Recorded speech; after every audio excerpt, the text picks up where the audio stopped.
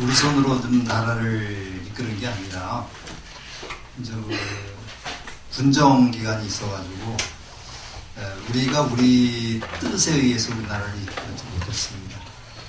우리 태백산맥이라고 조정래 씨 소설 있죠?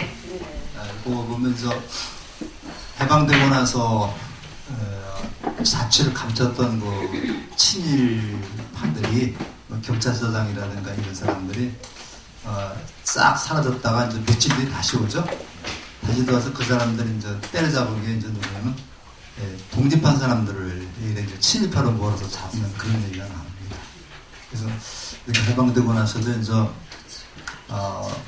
그 미군정에서 나라를 좀 이렇게 이끌려다 보니까 친일파라든가 일본에 부역했던 사람들을 다시 끌어다가 썼거든요.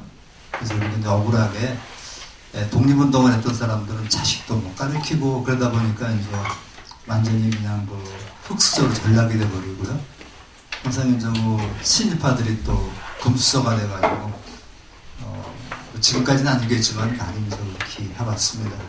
그러니까 이제 계속해서 그런 사람들 친일파들을 좀 정리한다고 말로는 많이 하고 있는데 아직도 그게 되지 않고 있습니다. 마찬가지로 미군이 그 진주하면서 이제 그건 기독교 국가죠. 달러에 무슨 글 써 있는지 알아요? 달러하고 돈에도 이제 미국 그 기독교 국가이기 때문에 그것도 이제 신의 뭐 영광인가 뭐 그런 말이 써 있어요. 이제 그랬는데 그렇게 하다 보니까 이제 그 기독교하고 불교하고 굉장히 편중이 다르게 됐어요. 그래서 쉬운 예로 딱 크리스마스는 일찌감치 국경이 됐었고 그 다음에 이제 부처님 오신 날은 아주 어렵게 해서 나중에 국경이 됐고 신학대학은 엄청나게 많죠. 그런데 불교대학은 그쪽에서 이제 그 안에다 안 만들어주는 거예요. 인증 안 해주기 때문에 그렇게 됐는데 우리가 이제 그럼에도 불구하고 어른 상황에도 불구하고 우리 지금 불교 지도자들 종단이나 이제 신도들이 조금 생각을 바꿔야 됩니다. 옛날 것만 그 생각해가면서 그걸 답습하려 하지 말고 과감하게 좀 바꿔야 되겠다. 그런 생각이 나서 오늘은 오늘은 한번 이거를 쓰지 않고 한번 좀 교과서를 중심으로 해서 해보려고 하는데요. 우리가 이제 그 부처님이 첫 번째 그 초전법륜지로 떠나면서 어떤 사람 하나 만나요. 만나가지고 그 사람한테 이제 설법을 했지만 먹혀들지가 않기 때문에 부처님은 과감하게 설법 방식을 바꿉니다. 바꿔가지고 이제 우리가 그 초전법륜에서 이제 그 설법을 하게 되는 거죠. 그런 점을 좀 염두에 두시고 교재 그 지난번에 했던 것 중에서요. 지난번에 했던 것 중에서 이제 한번 105쪽, 104쪽, 5쪽을 좀 한번 펴보세요. 펴보시면 거기 부처님 그 깨달을 당시 이제 선천인데 축복 얘기가 쭉 나오는데 다시 반대로 당겨가지고 102쪽, 103쪽을 보면요. 넷째 줄에 102쪽의 넷째 줄을 보시면 천안통을 얻었다. 천안통을 얻었다. 그 다음에 이제 그 103쪽에 셋째 줄 보면 무진통을 얻었다. 그 다음에 이제 101쪽의 중간쯤은 숙명통을 얻었다 이렇게 나오죠. 숙명통, 천안통, 무진통을 얻어가지고 부처가 됐다 그랬는데 요거에 대해서 간단히 좀 말씀을 드리고서 넘어가겠습니다. 우리가 보통 그 삼명육통이라고 그럽니다. 삼명육통이라고 해가지고 육신통이라는 말 쓰죠. 육신통이라는 말 쓰는데 우리가 이제 지금도 뭐 신통 맞다, 신통하다 이런 말을 많이 쓰는데 신통이라는 말은 이 불교에서 나오는 겁니다. 여기서 신통이 이제 귀신 신자를 썼지만은 그는 어떤 신에 의해서 되는 게 아니라 그 신의 경제까지 통달했다라고 하는 그런 뜻으로 봐야 돼요. 그래서 옛날 불교에서는 그 6가지 신통, 불교판은 인도에서는 6가지 신통이 있었어요. 첫째가 우리가 보통 그 천안통, 천안통, 천이통. 우리 이제 육신이 가지고 있는 그 신통양.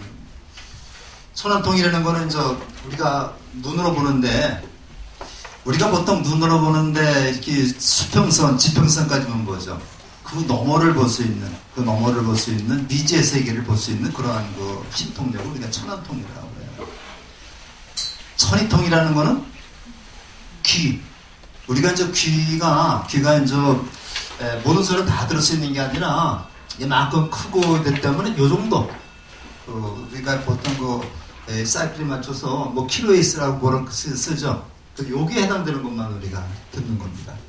아주 작은 소리도 못 듣고 아주 큰 소리도 못 듣고요. 일례로다가 우리 지구가 자전을 하면서 대기권에서 이렇게 도는데 이 소리가 엄청 크다고. 엄청 큰데 우리는 들을 수가 없는 거죠. 그래서 우리가 이제 들을 수 있는 한계를 넘어서서 모든 소리를 다 듣는 거 천이통이라고 해요. 지금 우리가 가능하죠, 이거? 천이통 가능하죠? 됐잖아요. 전화기라는 거. 스마트폰 아니면 다 가능하죠? 이게 다 우리가 극복을 하는 겁니다. 그 다음에 타심통이에요. 타심통. 이건 뭐예요? 남의 마음을 알 수 있는 그 능력을 우리가 타심통이라고 해요.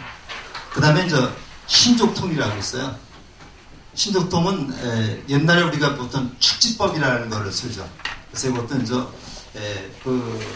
우리가 상상할 수 없는 먼 거리를 단순히 갈 수 있는 이런 것을 신조통이라고 합니다. 지금 이게 다 가능합니다. 그래서 우리가 기기에 의해서 스마트폰에 의해서 다 가능하죠. 우리가 부산 같은 그런 것도 갈 때도 옛날에는 아마 한 달이고 두 달이고 걸어서 갔지만은 지금 한 시간, 한 두세 시간만 가죠. 그래서 현재 KTX를 탈 일이 없어갖고 별로 못 타봤는데, 내가 유일하게 경주 갔다 한번 KTX 타봤는데, 생각보다 훨씬 빠르더라고요. 근데 그 후에는 탈 일이 없으니까 타지지가 않더라고요. 이제 비행기 타면 더 빠르졌던. 그래서, 그 다음에 숙명통이라는 게 있어요. 숙명통이 있고, 요 숙명통이라는 말은 과거에 내가 했던 것을 다 아는 지혜를 우리가 숙명통이라고 그러고, 마지막으로 무진통이라는 게 있습니다. 그래서 이걸 무진통이라는 말은 무진이라고 하는 말인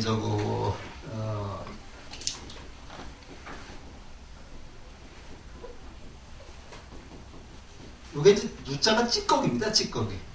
그래서 우리가 번뇌 물을 따르게 되면은 찌꺼기가 남죠. 이 찌꺼기를 우리가 번뇌라고 그래서 번뇌까지 찌꺼기까지 완전히 제거했다 그래서 이걸 무진통이라고 해요. 이렇게 6가지 신통력이 있는데 이걸 전부 다 극복을 하는 겁니다. 극복을 하는데 이거를 극복할 때 신의 의지에 의해서 신의 뜻에 따라서 극복하는 게 아니라 스스로의 노력에 따라서 의해서 극복하는 거죠. 그래서 이렇게 6개는요, 이렇게 5개는 누구나 다 극복할 수 있다고 그러는데, 그 마지막 무진통은 부처의 경지에 오른 사람만이 극복할 수 있어요. 그렇기 때문에 여기서 우리가 숙명통을 먼저 얻었고, 그 다음에 천안통을 얻었고, 마지막으로 무진통을 얻는 무진통을 깨치는 순간에 부처가 되는 거예요. 부처가 되는 거. 그 순간을 나타내는 그 수인이 항마 촉주인이라고 볼 수 있는 거죠. 그래서 요 3개만을 따로 떼가지고 요걸 우리가 숙명명이 이렇게 밝을 명자 씁니다. 숙명명. 이 명이라는 말은 지혜죠. 지혜고 무명이 어리석음인데 숙명명, 천안명, 그 다음에 무진명 이렇게. 그래서 이거는 숙명명은 여기서는 과거, 나와 남의 모든 사람들의 과거를 다 아는 그러한 지혜를 숙명명, 천안명은 미래, 앞으로 어떻게 해도 다 아는 지혜를 무진명, 천안명, 무진명은 모든 번뇌를 다 제거하는 그러한 경지를 우리가 무진명이라고 그래요. 그래서 이 번뇌도 추번뇌하고 세번뇌가 있습니다. 추번뇌하고 세번뇌가 있어가지고 숫자가 좀 어려워요, 이게.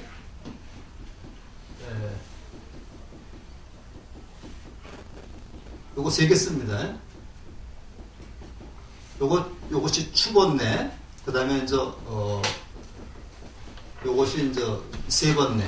이건 거칠 추자입니다. 거칠 추자. 그래서 이제 거칠 추자, 거친 번내, 이거는 세밀한 번내 해가지고, 어떤 게 더 없애기 어렵겠어요? 세 번내가 더 없애기 어렵겠죠? 그래서 우리가 이제 탐욕이라든가, 성내는 거, 남을 미워하는 거, 이런 거는 참 없애기가 어렵다고 그래요.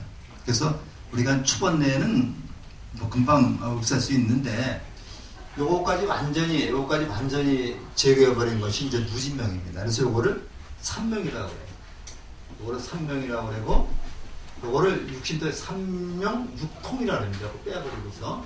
그러니까 삼명 육통하면은, 이렇게 얘기를 하는데, 우리가 부처의 경지에 이르을 때는 저 누진명, 모든 번뇌를 다 제거했다.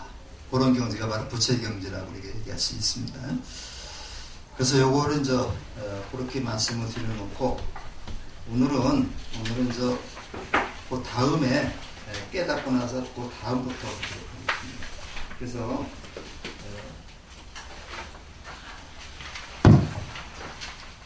106쪽을 보세요. 106쪽인데 송도후 49일 동안 부처님이 당신의 그 깨달음이 진짜인가 그것을 확인해 가면서 이 깨달음 속에서 이제 지내고 있었습니다. 그래서 그 49일 동안 지냈는데 왜 그러면 그 49일 동안 이걸 해봤느냐? 먼저 우리가 이제 부처님이 알랄라깔라마나 우따까라마뿌따에게서 우리가 이제 무술처정 비비상 처정까지 갔는데 선정 속에 들어있을 때는 모든 것이 평안하고 깨달음이 온 것 같았는데 딱 벗어나면 다시 어떻다 그랬어요? 다시 번뇌가 일어나는 거예요. 요거는 그렇기 때문에 이거를 완전한 깨달음이 아니었다고 보는 거죠. 근데 만약에 이제 그 부처님이 깨닫고 나서 이 삐빨라나무라 그러죠.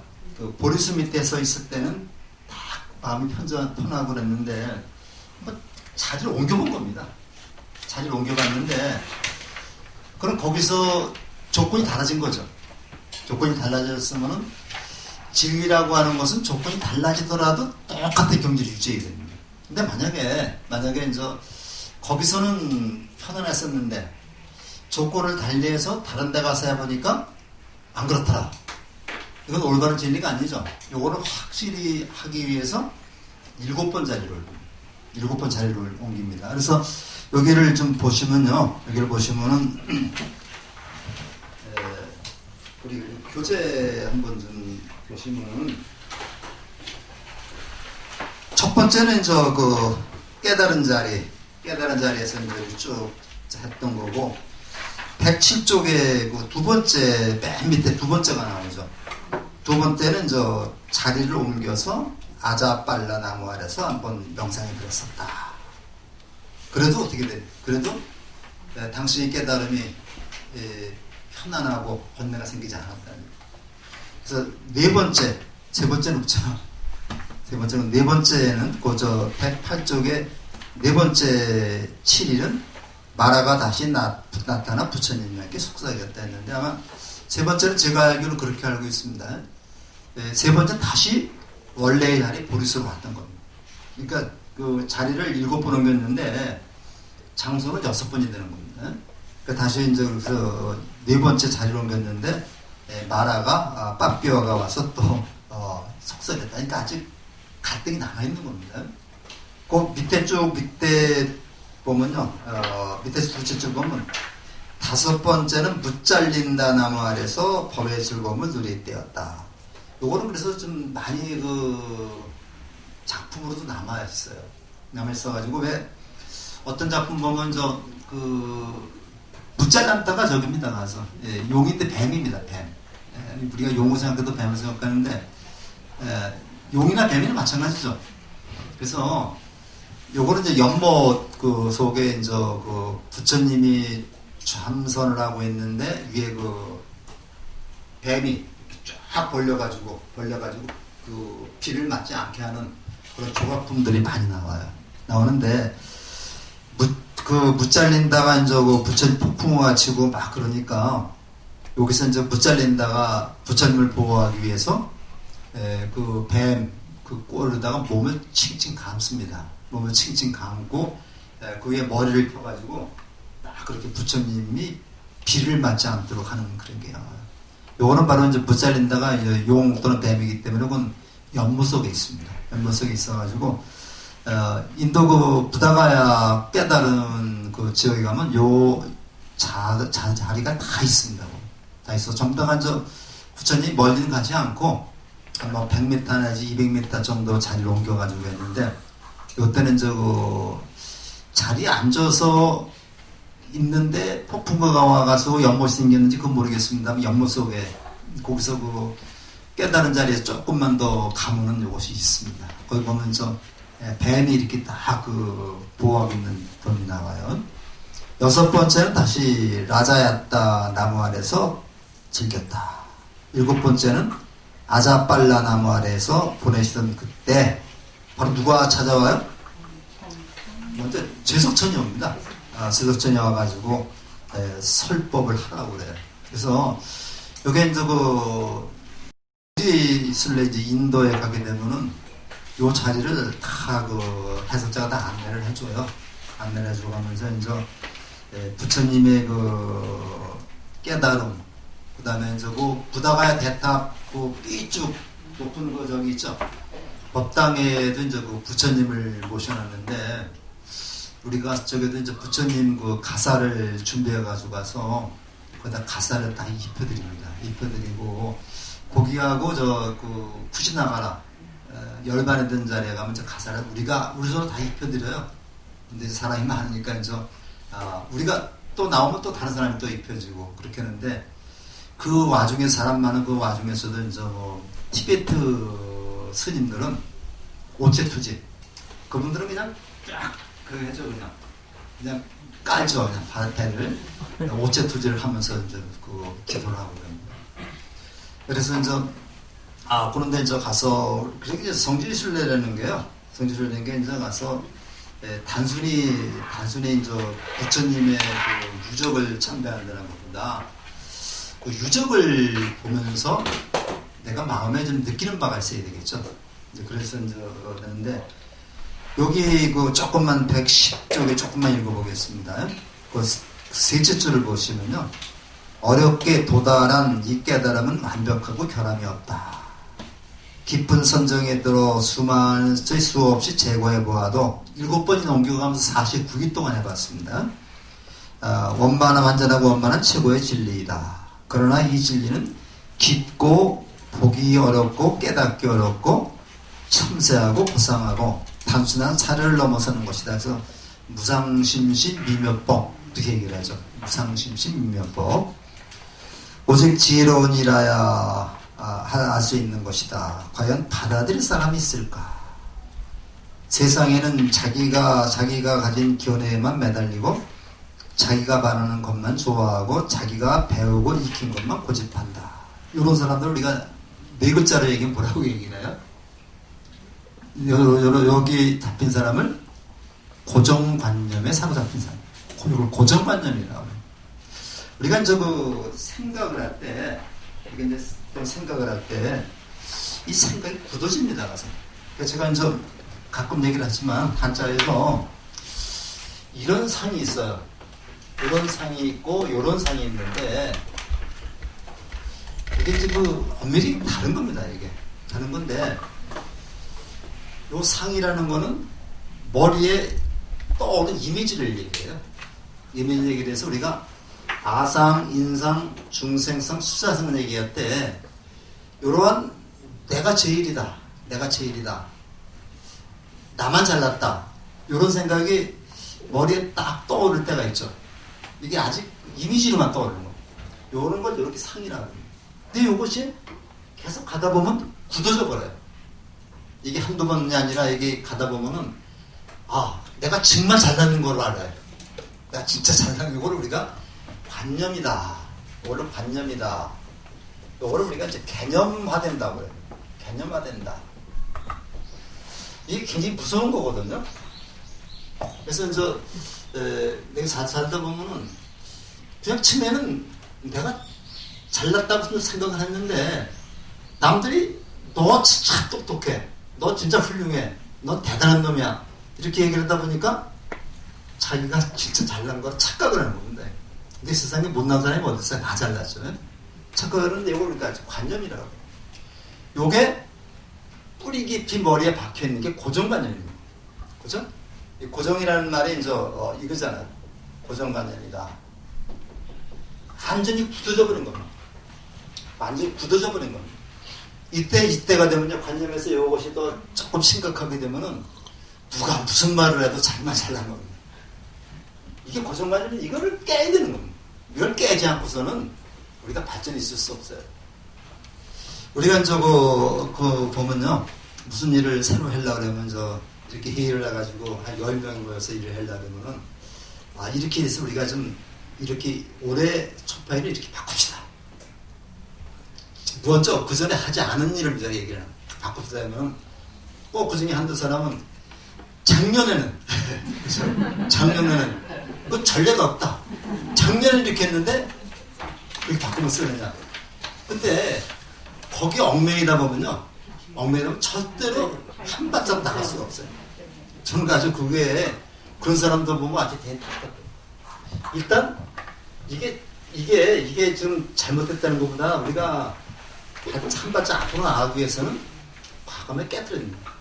이거 우리는 전통이라고 생각을 하고 있어요. 옛날에 것을 전통이라고 생각하는데 그거는 전통의 인습입니다. 인습. 이건 인습이라고는 이렇게 씁니다.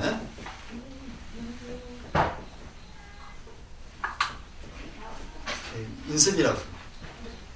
우리가 전통하고 인습은 다릅니다. 우리 박종욱 씨 돌아가셨지만 그분 말씀 들으면 전통이라는 것은 과거에서 이어온 것 중에서 과거에서 이어온 것 중에서 현재 생활에 이바지 될 수 있는 것. 현재 생활에 도움이 되지 않는 건 필요 없는 겁니다. 그러니까 우리 과거에 온 것을 객관화하고 비판한다고 그래요. 과거에서 이어온 것을 우리가 다 객관화 비판해서 다 따져봐가지고 현재 우리 발전에 소용없는 건 과감히 잘라버리고 다시 새로운 사상을 받아들여서 다시 창조해 나가는 겁니다. 그래서 전통은 계승해 나가는 게 아니라 창조해 나가는 것이다. 이게 박정우 씨 얘기입니다. 제 얘기가 아니라. 전통은 창조해 나가는 것이지 계승하는 것이 아니다. 이렇게 됐는데 우리 여기에 붙잡혀 있는 겁니다. 여기에 붙잡혀서 과거에는 이랬는데 전례가 없는데 해가면서 딴지를 걸어버려요. 딴지 걸으니까 바로 이런 사람들이 누구냐. 요새 로또라고 그러죠? 응? 그게 이제 저에서라면 나이 드신 분들이 이제 옛날만 고집해가면서 하는 그런 거. 이걸 과감히 벗어버리고 새롭게 한 발짝 앞으로 나가야 된다는 거예요. 근데 우리 불교계에서 그냥 여기 과거에 매달려가지고 그걸 못 벗어나가고 있어요. 그래서 내가 옛날에 우리 한 100여 년 전만 하더라도 여기 상투 틀고 하고 그랬잖아요. 단발령이 내리니까 이제 최익형 같은 사람은 오두가단이나 차발 불가단이라 해서 내 목을 자를지언정 내 머리 자르면 안 돼. 머리카락은 자를 수가 없다. 그래서 신체 발부는 수지부모라. 불가무의상이 효지 희하라고 그랬습니다. 신체 발부는 수지부모에게서 받은 거기 때문에 단 하나라도 상해서는 안 된다. 근데 지금 그거 가지고 따지면 그 전통이라고 생각을 합니까? 시대가 바뀌죠.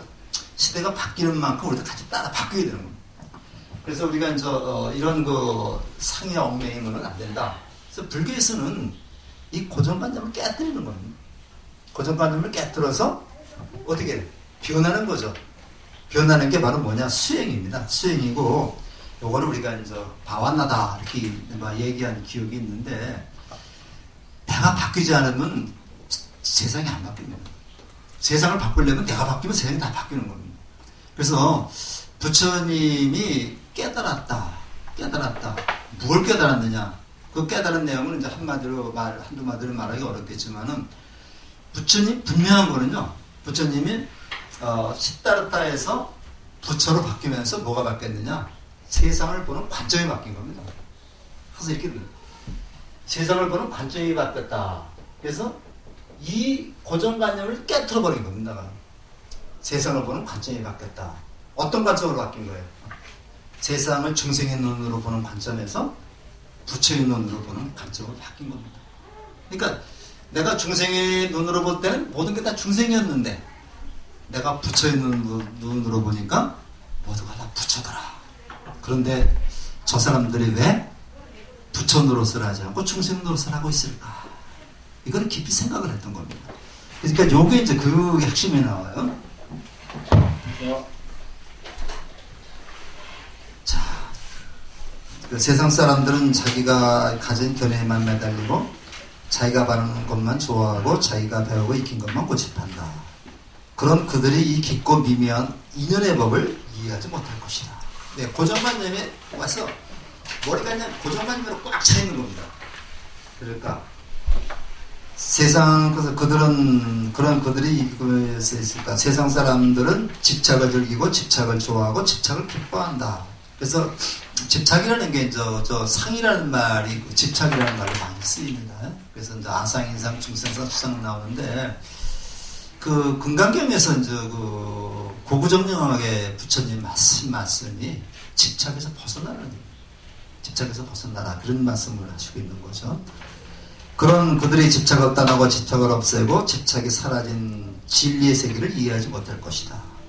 집착을 넘어선 열반을 가르쳐 주어도 탐욕과 분노, 어리석음에 물든 그들은 혼란스럽고 번거롭게 생각할 것이다.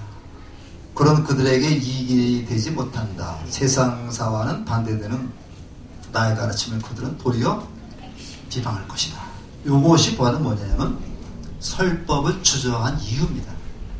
그러니까 우리가 그 마지막 그 장소에서 설법을 주저하고 있으니까 과연 내가 이러한 그 말을 혁명적인 개혁적인 말을 했는데 요거를 알아들을 사람이 있을까? 그렇지 않다면 내가 헛수고만 하는 게 아닐까? 이대로 열반에 들어버리자 이렇게 이제 생각을 하고 있는데 제석천 그 범천이 와서 먼저 제석천이 와서 설득을 하고 그 다음에 이제 범천이 와서 또 설득을 하는 겁니다. 그래서 이제 이때 이제 제석천이 그 110쪽의 맨 밑에 제석천이 나오죠. 그래서 이제 악마의 군대를 111쪽입니다. 악마의 군대를 물리치신 그 마음, 원칙을 벗어난 달과 같습니다. 자, 어서 일어나십시오. 지혜의 빛으로 세상이 어둠 비추소서. 요거는 진짜 그 제석천이라고 하는 사람이 외부에서 와서 한 얘기일까요? 이건 그 내면이죠. 내면 갈등입니다. 누가 와서 뭐저 부처님한테 설법해라는 게 아니라 이런 생각도 들고 저런 생각도 들고 이제 하는 건데 그거를 극적으로 표현하기 위해서 이제 뭐 제석천, 범천을 끌어들인 거죠. 그러다가 이제 또 안 되니까 그 밑에 쭉 보면요, 쭉 보면 밑에서 한 10째 줄, 7째 줄쯤 보면은 이런 얘기가 나옵니다. 세존이시여, 세존이시여, 그거 찾으셨어요? 네. 이 세상에는 그래도 때가 덜 묻은 이들이 있습니다. 열애시여, 이 세상에는 그래도 선과 진리 앞에 진실한 이들이 있습니다. 그들을 버리지 마소서. 그들마저 기회를 놓치는 건 참으로 슬프고 애석한 일입니다. 여기서 이제 범천이 권청을 하니까 마음이 이제 결정이 된 겁니다. 그래서 부처님이 또 깨닫고 나서 왜 설법을 주저하셨던가? 과연 내가 깨친 이 도리를 이해할 사람이 있을까? 이것 때문에 굉장히 저기를 하다가 이제 결심이 쓴 겁니다. 그거를 갖다가 범천의 권청으로 이렇게 했다고 그래요. 그래서 범천의 권청입니다. 이게 실제로 범천이나 제석천은 실제로 외부에서 그런 게 아니라 부처님 내면의 결정이다. 이렇게 결정을 하게 된 겁니다. 그래서 이제 맨 끝에 113쪽의 맨 끝에 보면요, 내 이제 감노의문을 열하니 귀 있는 자 들어라. 낡은 믿음 버리고, 이 낡은 믿음이라는 게 고정관념이죠. 들어라서 이것이 전법을 결심한 겁니다. 전법을 결심해서 이제 전법의 길로 나아가게 되는데, 이 전법을 한다는 게요, 전법을 한다는 게, 이게 이제 이 법이라는 게 이제 구사를 하면 23가지인가 이렇게 해석이 나와요. 법이라는 말이. 근데 이제 우리가 보통 3가지 정도만 알아두시면 됩니다. 첫째가 진리라는 뜻으로다가 이제 우리가 쓰일 때가 있고요. 두 번째가 이제 부처님의 가르침, 부처의 가르침이라 이런 뜻으로 쓰일 때가 있고요. 그 다음에 이제 세 번째가 온갖 사물, 온갖 사물을 뜻하는 데죠. 그래서 우리 3가지는 꼭 좀 알아두시는데, 진리라고 하는 거는 때와 장소에 상관없이 여러 가지 변하지 않는 그런 내용을 진리라고 그래요. 그래서 심지어는 어떤 사람은 이렇게 얘기를 하죠. 이 세상의 진리는 모든 것은 변한다는 사실 그 하나밖에 없다, 이렇게 얘기하기도 합니다. 부처님의 가르침은 진리입니다. 또 이것이 부처님의 가르침으로 쓸 때는 우리 삼보의 하나로다가 거룩한 가르침에 귀의합니다. 이거는 이제 우리가 가르침이라는 뜻으로 쓰이는 말입니다. 그 다음에 이제 온갖 사물로 때에는 색성, 향미, 촉법이라고 그러죠. 색성, 향미, 촉법일 때 법은 온갖 사물, 온갖 사물이라는 그런 뜻으로 쓰이는데, 요게 이제 우리가 경전을 읽어가면서 그때 요거를 맞춰서 해석을 해야 돼요. 그때 맞춰서 해석해야 되는데, 우리가 많이 쓰죠. 이 법이라고 하는 말이, 법이라는 말이 이제 요 30연이 요게 이제 갈 것자니까 물이 흐르듯이 순리대로 풀어가는 게 법입니다. 물이 흐르듯이 순리대로 풀어가는 게 법이다. 물은 항상 위에서 밑으로 흐르죠.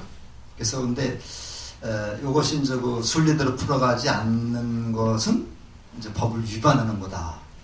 법을 위반하면 거기에 상응하는 또 벌을 받아야 되겠죠. 그래서 우리가 이제 항상 진리라고 하는 것은 항상 물이 위에서 밑으로 흐르듯 이 세상을 순리대로 풀어가는 것이 법이다. 그렇기 때문에 이제 우리가 사는 일상이 다 법이 됩니다. 우리가 밥 먹고, 그 다음에 똥 싸고, 그 다음에 늙어가고, 이게 다 법인데, 이런 것에 끄달리게 되면요. 이런 것을 끄달리고, 왜 나만 늙어가나 이렇게 끄달리게 되면 괴로울 수밖에 없는 거죠.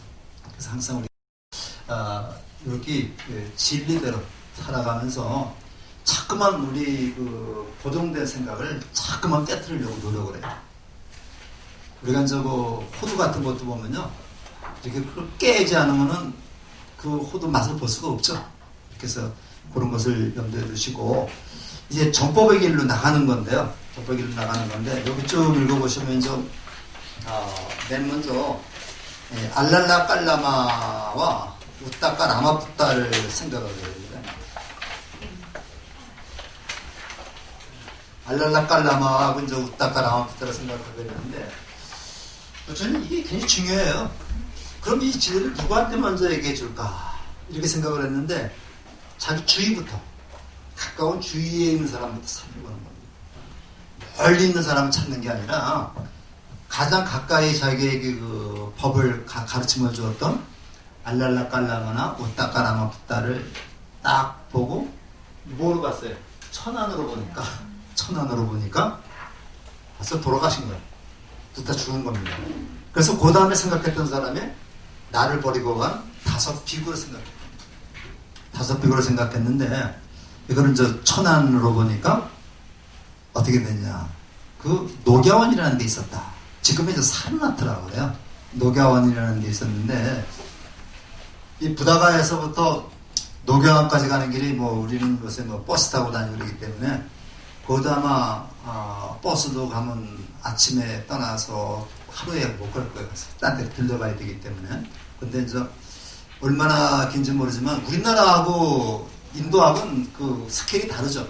그래서 아마 대체적으로 열흘 이상 걸렸을 거다. 열흘 이상 걸렸겠죠. 그런데 거기에 열흘 이상 걸릴래 가다 보면은 사람을 만나야 되겠죠. 사람을 만나야 되겠죠. 만나야지 밥도 얻어먹는 거잖아요. 부처님이라 해서 안 먹어도 사는 거 아니잖아요. 부처가 됐다고 해서 화장실에 안 가는 것도 아니고 그 다음에 밥을 안 먹는 것도 아니고 하루에 한 끼씩 꼭 드시잖아요. 다 그렇게 해서 했기 때문에 사람을 굉장히 많이 만났을 거예요. 그렇게 추측이 됩니다. 사람을 안 만나고 도시락 싸갖고 다니면서 사는 것도 아니고 도시락 싸면 금방 상하잖아요. 그 사람을 많이 만나는데 꼭 한 사람만 등장하고 있어요. 한 사람만 등장하는데 누가 등장하느냐면요. 거기 교재들 보면은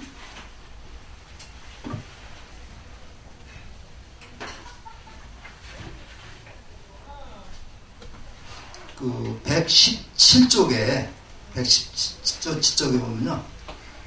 그 밑에서 하나, 둘, 셋, 넷, 다섯, 여섯, 일곱, 여덟, 아홉째 줄, 열째 줄을 보시면요.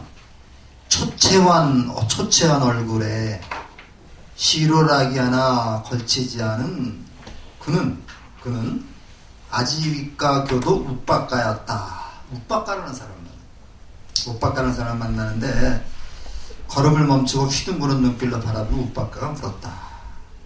당신의 모습은 밝고 환히 빛납니다. 당신 누구십니까? 이거 우리가 이제 부처 정도가 되면요, 그 위가 달라져요. 그래서 몸에서 빛이 난다. 우리 지난 시간에 우리 김규 교수한테 들었죠? 이게 이제 빛이 난다고요? 이제 위가 달라지니까 딱 다르거든요. 우리가 우리들도 이렇게 길을 가다 보면은 조금 좀 학식이 있고 지혜가 있는 사람들은 걸음걸이부터 달라요. 걸음걸이 다른데 그걸 보고서 보통 사람하고 다르게 물어봤어요. 그러니까 뭐라고 얘기했냐면요. 나는 속박에서 벗어난 사람, 모든 것을 아는 사람입니다. 그 다짜고짜 그냥 만나서 물어보니까 나는 대단한 사람이라고 자기를 좀 과시하면서 얘기를 했습니다. 나는 무엇에도 더럽혀지지 않고 모든 욕심과 애착에서 해탈한 사람입니다. 그러니까 당신 스승이 누굽니까? 어떤 법을 봤으냐고 물으니까 스스로 깨달아 먹었는데 누구를 가르쳐 스승이라고 하겠습니까? 나 혼자 살았다는 얘기입니다. 나에게는 스승이 없습니다. 또한 나와 같은 사람도 없습니다. 내가 그 성자여 최고의 스승이니 홀로 깨달음을 얻은 나는 마음이 고요하고 평화롭습니다. 하니까 아지가가 어이가 없는 거예요. 자기가 그러니까 벌린 입을 다물지 못하고 한참을 멍하니 쳐다본 우빠까는 다시 물었다. 그럼 어디로 가는 길입니까? 하니까 진리의 왕국을 세우고자 와나시로 가는 길입니다. 그곳에서 어두운 세상에 진리의 복을 누릴 것입니다. 최고의 승리자라도 된 것처럼 말씀하시는군요. 약간 여기는 비꼬는 투가 들어가 있죠. 그러니까 도시여 나에게 번뇌는 남아있지 않습니다. 나와 같은 승리자는 세상에 없습니다. 나는 모든 사악한 세력에 대항하여 승리하였습니다. 보시오 내가 바로 승리자입니다. 우빠까는 입을 삐죽거렸다. 그럴지도 모르죠. 그렇게 하면서 갔는데요. 이 부처님의 전기를 읽어보면요. 요거 딱 한 사람만 나와요. 요거 딱 한 사람만 나오는데 이걸 갖다가 이제 뭐라고 해석하냐면 마직간가 우따까죠? 우따까죠? 달라요?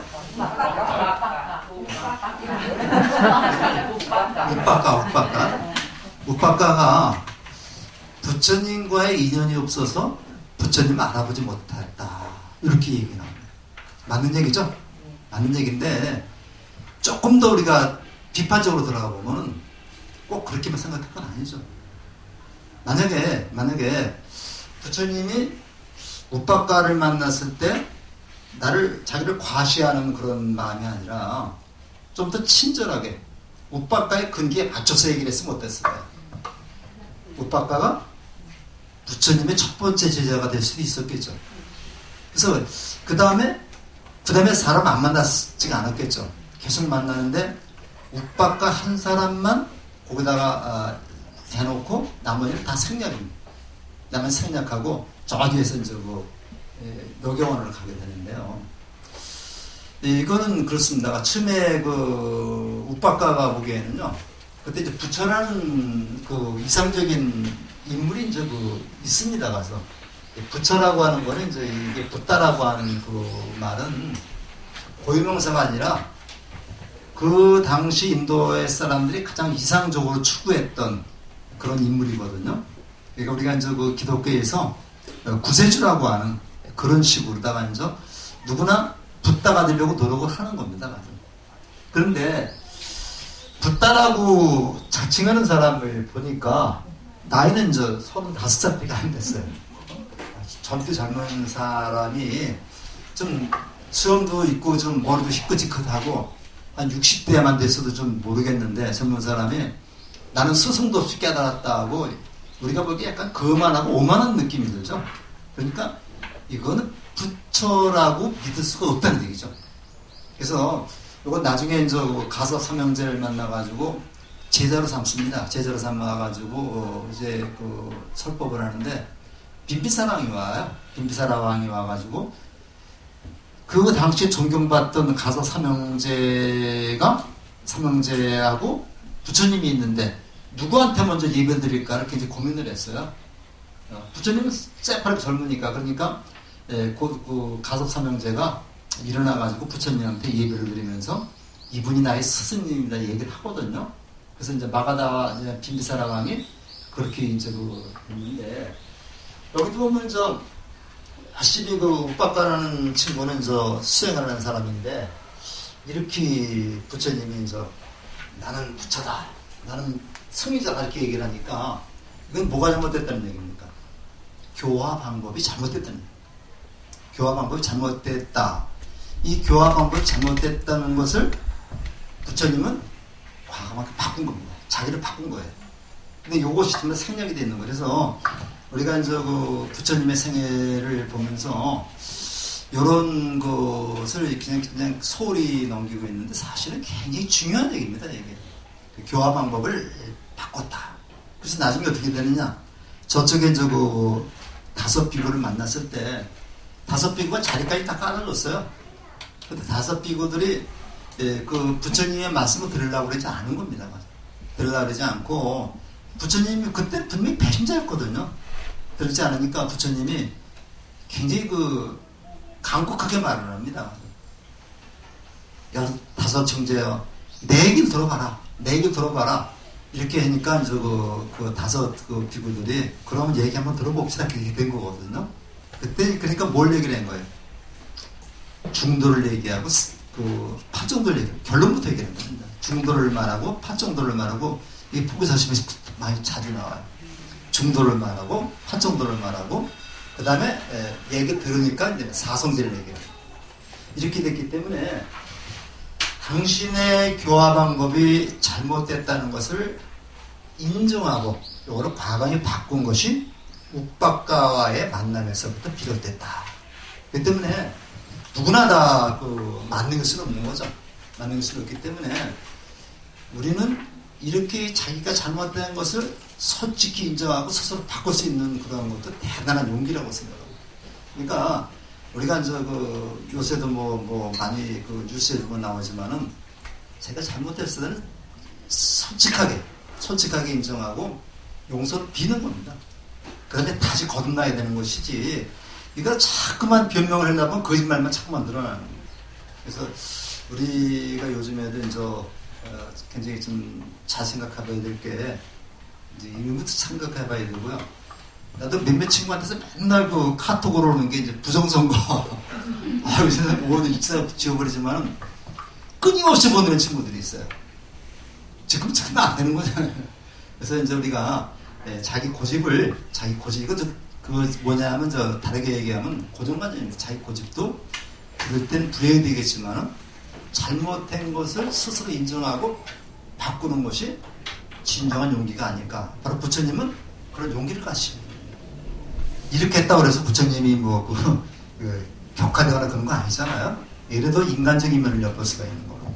그래서 우리가 이제 그 우빠까라고 하는 그 친구에 만해서는 그 사람 만나서는 그런 것도 우리가 좀 염두에 되겠다. 이 우빠까는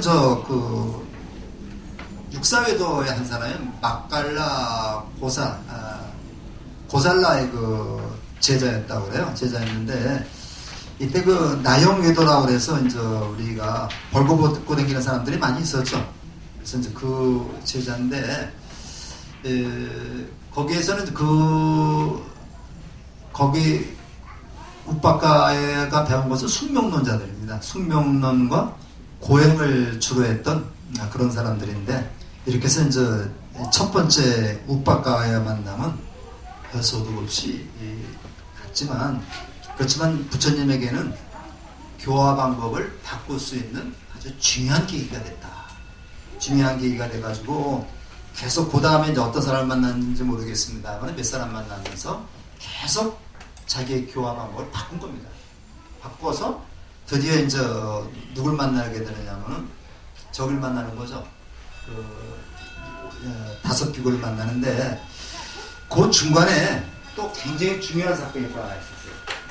간단히 넘어가고 있습니다만은 어디를 또 보시냐면요.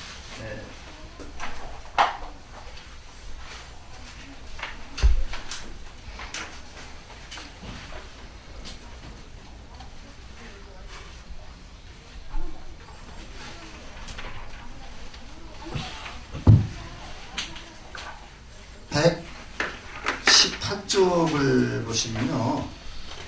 118쪽을 보시면 밑에서 그 넷째 줄을 보시면은 가다 보니까 또 강을 만났어요. 강을 만났는데 그 부처님이 이제 그 뱃사공 보고 강을 건네줄 수 있겠습니까? 하고 물어봤더니 부처님이 초라한 옷차림을 한참이나 흘겨보던 훑어보던 뱃사공이 말했다. 뱃삭만 준다면 얼마든지 건네드리죠. 저는 가진 돈이 없습니다. 돈이 있을 턱이 없죠. 없으니까 뱃삭이 없다면 태워줄 수 없습니다. 하니까 부처님은 눈 깜짝할 사이에 허공을 날아 반대편 기슭으로 건너갔다. 깜짝 놀란 뱃삭은 기절하고 말았다. 요 부분입니다. 부처님이 이제 평생 동안에 이걸 이적이라 해요. 이적. 우리가 보통 그 기적이라고 하는 이제 이적이라고 얘기를 하는데 이것이 이적이라는 것이 여기까지만 하면요 이적을 느낄 수 있다는 겁니다. 여기 이제 우리 신족통이라는 게 있잖아요. 신족통이라는 게 있기 때문에 축지법 같은 거라서 이제 날아갈 수가 있다고 그러는데 부처님은 이거를 굉장히 경계를 하셨어요. 이걸 굉장히 경계해가지고 실제로 한 7지, 8지 되는 보살들, 경제에 어려운 제자들이 좌판 깔아놓고 이렇게 남의 운명 봐준다든가 이걸 했다고 그래요. 그러니까 부처님 불러다가 야단을 줬습니다. 그러고 하면 도를 깨치는데 장애가 된다. 그래서 제가 알기로는 부처님은 그런 이적을 어쩔 수 없어서 한 9번인가 그렇게 됐는데 이게 그 중에 하나입니다. 그런데 우리가 요즘에도 와서 부처 스님 상담한다고 가서 이번에 취직시험 보는데 되겠습니까? 안 되겠습니까? 또 우리 아들이 이번에 대학 입시인데 어느 대학 갈 수 있겠습니까? 이사는 어떤 쪽으로 가야 됩니까? 굉장히 어려운 질문이죠. 어려운 질문인데 확률은 반반입니다. 항상 반반인데 반만 맞추면 아주 도가 높은 그런 사람들이 점쟁이다는데 근데 딱 있잖아요. 그래서 저도 그 전에 상담하고 그러면서 그 얘기만 들어주면 거기에 답이 다 있어요. 그러니까 상담이라는 거는 남의 얘기를 들어주는 게 상담이지 내 얘기를 얘기하는 게 아니거든요. 거기 나오면 문제점부터 시작을 해가지고 가정의 문제점부터 시작을 해가지고 해답, 해결 방안까지 다 제시를 해주겠어요. 그러면 가서 뭐라고 또 그러시겠죠. 근데 확률이 반반인데 이걸 반만 맞추면 아주 대단한 존경을 받게 되는데 실제로 그런 제자들이 많이 있으니까 거기에 또 돈벌이도 되고 그러니까 이제는 불러다가 자 들어보는 거 하지 말라 그랬는데 부처님이 이렇게 두 번인가 했는데 요게 한 번 하고 있는 겁니다. 자, 이거 어떤 의미가 있느냐? 지금 우리가 기억하시기에 유성 출가상이라고 있었죠. 유성에서 유성이라고 하는 말을 우리가 뭐라고 그랬어요, 제가? 유성이라는 것이 뛰어넘는다. 이거 뛰어넘는다 그랬어요. 성벽을 뛰어넘는 거다. 내 기득권을 다 밟는 거라 그랬죠. 그래서 요걸 함으로써 이제는 속세에서 이제는 새로운 세계 불세계로다. 부처님의 세계로 넘어오는 것이 바로 요 유성이고, 요걸 우리는 출가라고 그래요. 그렇게 얘기를 했죠. 출가를 위한. 근데 여기서 이제 깨침이 됐습니다. 깨달아가지고 다시 올라가는 거예요. 속세로 가는 겁니다. 속세로 가는데, 속세로 가는 거를 갖다가 배를 타고 간다 그러면 이게 좀 재미가 없잖아요.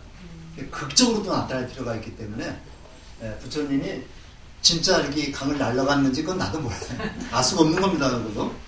근데 여기서 성을 뛰어넘었다는 것처럼 극적으로 다 표현하기 위해서 이 강 저편은 날아갔다.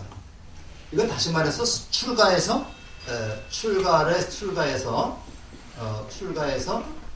다시 뭐가 되는 겁니까? 출가가 되는 겁니다. 출가가 됩니다. 여기서 읽은 건 출가고, 여기서 부처가 된 다음에 다시 부처가 돼서 속세로 다시 가는 겁니다. 이게 출가죠. 출가가 돼서, 요거를 우리가 다른 말로 회양이라고 합니다. 회양이라 해가지고, 이 한자 참 재밌는 말인데, 이 향이란 말이 방향이라는 얘기잖아요. 내가 왔던 방향에서 다시 돌아가는 거예요. 그러니까 다시 속세에서 부처가 됐다가 다시 속세로 간다. 우리 저기도 보면요, 우리 시부도라고 하는 그림도 보면 맨 마지막에 다시 시장가에 가서 이렇게 하는 거죠. 이 한상 뭔가 아제아제 바라아제라는 소설이 있죠. 영화로도 만들었어요. 아제아제 바라아제도 무슨 진성 스님이란 스님하고 박순녀라고 하는 두 비구니가 나오는데, 진성 스님이라고 하는 스님은 전부 비구니 스님입니다. 거기 소설에 나오는 그 스님은 진짜 원리만 FM대로다가 딱 수행을 해가지고 득도했는데, 그리고 박순녀라는 고등학교 친구인데, 그 친구는 출가해가지고 세속에 와서 중생들과 같이 하는 그런 사람이었는데, 결국은 진성 스님이라는 분도 나중에는 속세로 돌아가가지고 중생과 같이 하는 거로 생활하는 거로 마무리가 돼요. 그래서 불교가 결국은 뭐냐? 불교의 목적이 해양이다. 다시 속세로 돌아와서 중생들과 함께하면서 중생들이 아픈 것을 갖다가 치유하고 그분들을 행복한 삶을 이끌어주는 것. 이게 바로 불교의 목적이다 이렇게 볼 수 있어요. 아침 얘기를 했습니다만은 우리 부처님의 탄생계에서 3세 계고 아당한지라 그랬죠. 3개의 모든 중생들이 고통 속에 헤매고 있으니 이를 행복하게 만들어주겠다. 행복하게 만들어주기 위해서는 어디로 와야 돼요? 부처가 다시 속세로 와야 되는 거죠. 그래서 부처님의 세계를 사바세계라고 얘기를 합니다. 이 사바세계를 떠나서는 부처가 존재할 수가 없는 거죠. 그래서 우리가 요것은요, 이렇게 강을 뛰어넘는 것은 바로 속세, 부처의 세계에서 부처님이 중생과 함께 한다라고 하는 그런 것을 상징적으로 그렇게 얘기해주고 있는 것이 아닌가, 그렇게 생각을 할 수 있습니다. 그래서 오늘 여기 저기까지 오면서 굉장히 두 개의 큰 사건이 있었어요. 욱박가와의 만남과 그 다음에 강을 뛰어넘는 데 이적을 보였다. 그런 점에서 지금부터 우리 부처님의 일생에서 여기서 한번 큰 전기가 있었다면은 여기서 또 한 번의 큰 전기가 나옵니다. 그래서 누굴 만나게 돼요? 그래서 5 비구를 만나가지고 이제는 교조인 부처가 존재하고, 그 다음에 가르치는 사제 8정도가 존재하고, 그 다음에 부처님의 법을 따르는 5 비구가 나오기 때문에 이제 삼보가 성립이 되는 거죠. 그래서 우리가 이제 거기 쭉 보면요.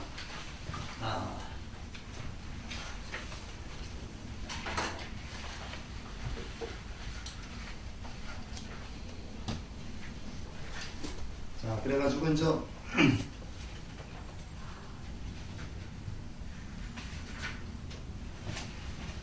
지금 119쪽에 이제 거기까지 왔습니다.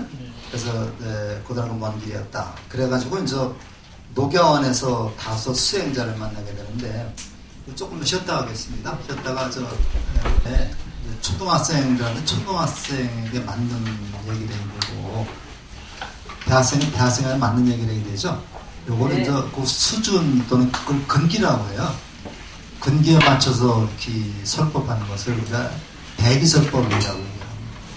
그 사람의 이제 수준에 맞춰서 하는데 제일 어려운 분이 누군지 알아요? 강의 때 이제 제일 어려운 분들이 뭐를 조금 좀 아는 사람한테 뭐를 조금 아는데 그 아는 거 사이가 당신이 하는 거를 절대로 바꾸려고 그러지 않습니다. 고정관념 앞에서 뭐가 머리에 들어가야 되는데 들어가는 거 다 방해하는 거예요. 그리고 이제 좀 아주 어린애들한테 하는 것도 어렵고 그런데 제가 이제 저 인천 향교를 통해 가지고 이제 올해는 제가 한 번도 못 나갔습니다만은 해마다 이제 인성교육 해가지고 이제 고등학생들은 요새 또 안 해요. 또 입시 때문에. 그래서 초등학생, 중학생이 가는데 작년에 이제 만수중학교가 거기 한 달 동안 일주일에 한 번씩, 그러니까 4번입니다. 한 달에 가서 한 적이 있었는데, 첫째 시간에 중2를 갖다 놓고 하는데, 말도 안 되는 소리, 질문을 하고 그러는데, 가만히 보니까 친구들이 조금 당황스러웠는데, 거기에 맞춰 따라가니까 재밌더라고요, 또 가서. 거기에 맞춰 따라가서, 걔네들한테 하는 것도 이렇게 좀 하고 그러니까 재밌는데, 항상 이제 우리가 나이 어린 사람하고 이제 머릿속에 뭔가 가득 잔뜩 들어있는 사람한테는 참 믿겨 들어가죠. 그래서 이제 스님들 말씀 들어보면 무기상 스님 말씀 그분이 항상 그렇게 얘기하시더라고요. 법문을 할 때 가장 잘 먹혀 들어가는 사람이 바로 노보살님들. 노보살님들은 부처님 쪽에 스님 말씀을 그냥 100% 받아들이니까 그냥 그렇게 쉽다 그러는데 우리가 이제 이렇게 강의를 하고 수업을 해보면요. 이거를 얼마나 받아들이느냐, 이거 가지고 참 이게 되게 힘이 나거든요. 근데 하다 보면은 여기서 여러분 누가 받아들이고 안 받아들이고 알 수 있어요. 알 수 있는데 그래도 우리 불교대학에서는 굉장히 열심히 그렇게 하시는데 조금 졸리더라도 조금만 참으셔야 돼요. 그래서 이제 부처님이 녹야원이라는 데로 찾아갑니다. 찾아가서 5 비구를 만나게 되는데 이쪽에서 녹야원이라 해서 옛날에는 사슴이 많았던 사슴이 많아가지고 사슴이 있는 그 공원이었었는데 지금은 가면 사슴 본래야 볼 수도 없습니다만 이렇게 해서 쭉 가는데 수행하고 있던 5명의 비구가 저 시타르타 태자가 보이는 거예요. 시타르타가 보이니까 5명이 약속을 합니다. 저기 배신자가 오는데 우리 오더라 가까이 오더라도 아는 체도 하지 말자. 이렇게 약속을 하고 단단히 이렇게 약속을 하고 있는데 부처님이 다가오면서 걸음걸이 옆에서 후광이 있었는지 모르겠지만은 예사 사람하고 좀 다른 모습을 보였던 겁니다. 그랬더니 이 사람들이 자기도 모르게 일어나서 자리를 권하고 앉지. 여기까지는 우리가 맞습니다. 맞는데 이런 걸 우리가 위의 교화라고 그래요. 위의 교화라고 그래가지고 이 위의라는 게 우리가 몸가짐이죠. 몸가짐. 여기서 풍기는 게 위인데 이걸 가지고서 일단 제압을 한 겁니다. 제압을 하고 나서 이제는 그 다섯 사람의 친구들이 부처님을 버시어라고, 버시어 이렇게 부르는. 이 버시어는 스승이 아니죠. 당신과 나하고 똑같은 사람이에요. 그러니까 이제 부처님이 너희들은 나를 버시라고 그러면 안 된다. 나는 이미 깨달았기 때문에 붓다다. 그런 말씀을 하십니다. 그런 말 하시면서 그러니까 이 사람들이 자리를 앉게 했지만 우리보다 뭔가 다르다고 생각을 했지만은 부처라는 건 인정을 안 한 겁니다. 그러니까 이제 이게 이제 우리 여기서 나오지만은 이 암경이나 이 직가야 쪽에 가면요 이런 것이 그대로 생생하게 나와요. 나오기 때문에 내가 거짓말하는 게 아니라 실제로 이제 부처님이 이 사람들한테 설법을 하려고 그러니까 들으려고 생각을 안 하는 겁니다. 똑같은 친구인데 나한테 뭘 가르치려고 하는 얘기예요. 그래서 이제 이렇게 보셔야 되니까 이 부처님이 일단은 어때요? 일단 이 사람들이 내 말을 들어야 되는 거죠. 내 말을 들어야 됩니다. 그러니까 내 언어라고 하는 것이 굉장히 불완전한 거죠. 언어를 통해서 상대방에게 전달한다는 것이 불완전하긴 하지만 언어를 통하지 않고는 전달할 방도가 없습니다. 그렇죠? 마음에서 마음으로 전한다 그러지만은 이것도 마음이 어느 정도 경제 있는 사람은 가능하지만 이런 초보자들한테는 말을 통하지 않고는 전달할 방법이 없는 겁니다. 그러니까 이제 제발 내 말을 한번 들어봐라. 그러니까 이제 메모리 짓을 하니까 그래도 이 부처님이 끈기를 가지고 내 말을 한번 들어봐. 여기서 묵박가를 만났을 때와 같은 그런 상황이었다면 아마 이게 이루어지지 않았을 거예요. 그러니까 이제 교화 방법을 바꾸니까 가능했던 거죠. 그래서 그러니까 이제 다섯 사람이 그러면 당신만 한번 드러나 봅시다. 했으니까 이 부처님이 결론부터 얘기를 하는 겁니다. 결론부터 얘기를 하는데 결론이 말은 뭐냐? 중도입니다. 이 불교의 결론은 중도죠. 그래서 우리가 법화경을 얘기를 할 때 중도 실상이라는 놨습니다. 어느 쪽에도 치우치지 않고 어느 쪽에도 편벽되지 않는 실제의 모습이 바로 이것이 진리라는 얘기인데 중도를 얘기해요. 중도를 얘기하고 어느 정도 이제 얘기를 들을 정도가 되니까 파 정도를 얘기합니다. 파 정도인데 이 정도라는 말하고 중이라는 말은 같은 말입니다. 이게 어떤 쪽에 치우치지 않는 거나 다른 같은 말이죠. 다른 말인데 우리가 이제 불교에서 공부를 하면서 정이라고 하는 말을 우리가 두 가지 의미로 봐야 돼요.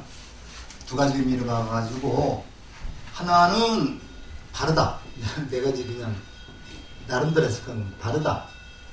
하나는 옳다. 이렇게 해서 바르다라고 하는 말은 뭐의 반대말이냐, 뭐의 상대적인 말이냐, 거짓.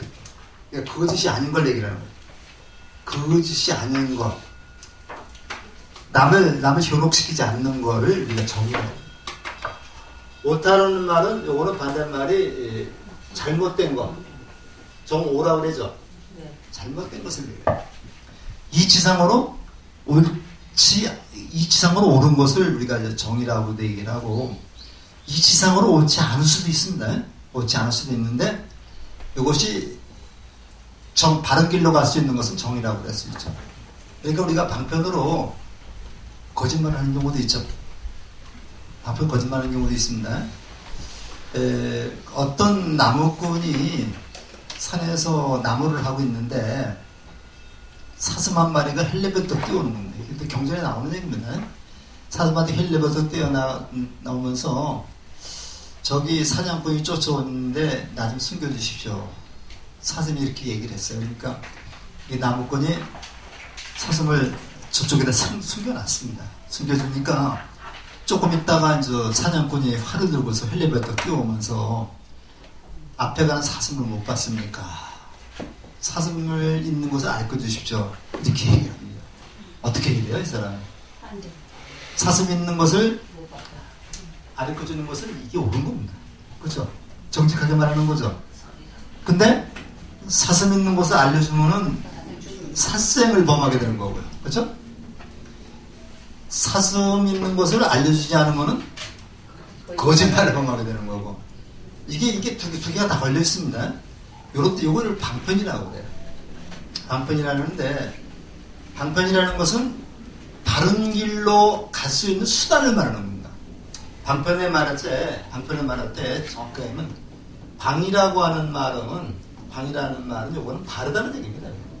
이게 정사각형입니다. 정사각형 때문에 이건 바른 길로 갈 수 있는 수단을 우리가 그 방편이라는 거거든요.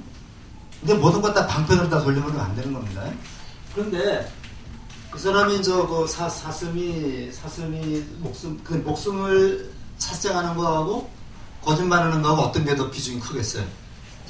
사슴이니까.